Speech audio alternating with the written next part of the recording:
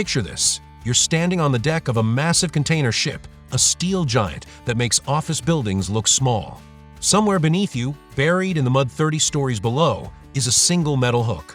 And somehow that hook is the only thing preventing a $200 million vessel from becoming a very expensive piece of ocean driftwood. But here's where it gets weird. That anchor? In most situations, it's basically useless. Drop it in deep water. You might as well throw out a paperweight. Pull it up the wrong way?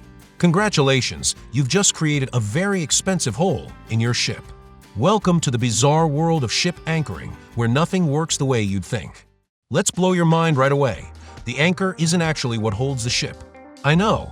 I was lied to as a kid, too. Here's what's really happening. That anchor you see?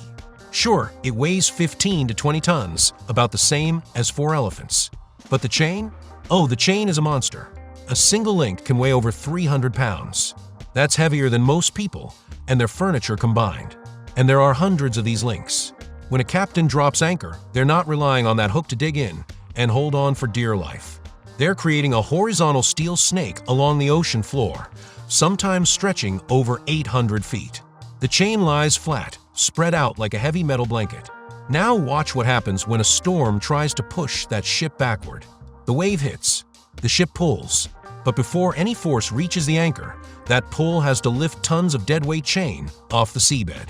It's like trying to yank a garden hose that someone's standing on, except the person is made of steel and weighs as much as a house.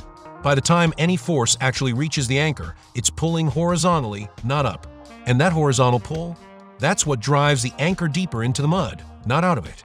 The harder the storm pulls, the deeper the anchor digs. It's engineering judo. So you're probably thinking, cool, so ships can just drop anchor anywhere, right? Wrong. Very, very wrong. Commercial ships can only anchor in about 100 meters of water, roughly the length of a football field. Anything deeper than that, and the physics spectacularly turns against you. Imagine hanging a steel chain the length of the Empire State Building straight down. The weight alone would be staggering. That vertical weight creates such massive tension that it would either snap the windlass, the winch holding everything, like a pretzel, rip the front of your ship clean off, both in rapid succession. So what happens when a ship breaks down in the middle of the Pacific, where the water is 2 miles deep? They drift, just drift, like a very expensive, very embarrassed piece of flotsam. Modern drilling ships have figured out a workaround, though, something called dynamic positioning. Basically, the ship uses computers, GPS, and a dozen thrusters to constantly swim against the current, hovering in one spot without ever touching the bottom. It's like treading water, but for 50,000-ton ships. Okay, so the captain decides to drop anchor. How do they know when to stop? It's pitch black, the chain is underwater, and you definitely can't stick your head over the side to check. Enter the shackle system.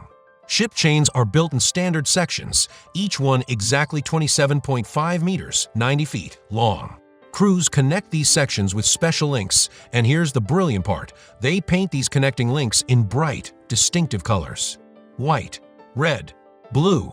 Sometimes they even wrap wire around them so you can feel the difference in the dark.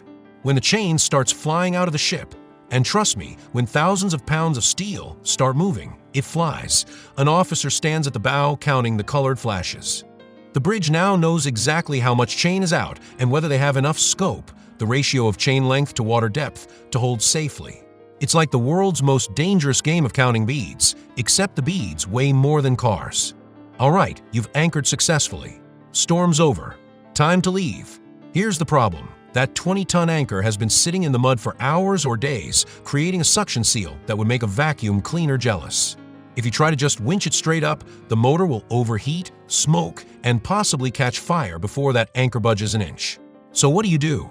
You drive the ship.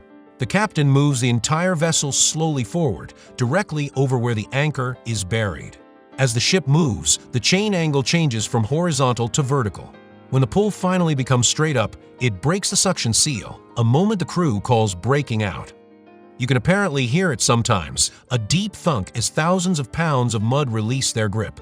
As the anchor rises from the depths, it's covered in thick, stinking mud. Before it gets anywhere near the ship, high-pressure water jets blast it clean. Nobody wants several tons of ocean floor sitting in their anchor locker, attracting seagulls and ruining everyone's lunch. Once the anchor is locked against the hull, the ship is finally free to move. So there you have it.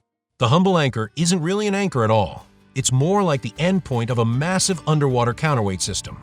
It can't work in deep water. It requires color-coded chains, precise mathematics, and entire ships help to both deploy and retrieve. And yet for thousands of years, this system has kept ships exactly where they needed to be. Next time you see a ship in harbor, remember, somewhere beneath the surface, there's a metal hook having the worst day of its life, covered in mud, and holding back tens of thousands of tons of steel through nothing but good physics and stubbornness. If that's not impressive, I don't know what is. Thanks for watching. If you enjoyed diving into the hidden engineering of everyday things, stick around. We're just getting started. See you in the next one.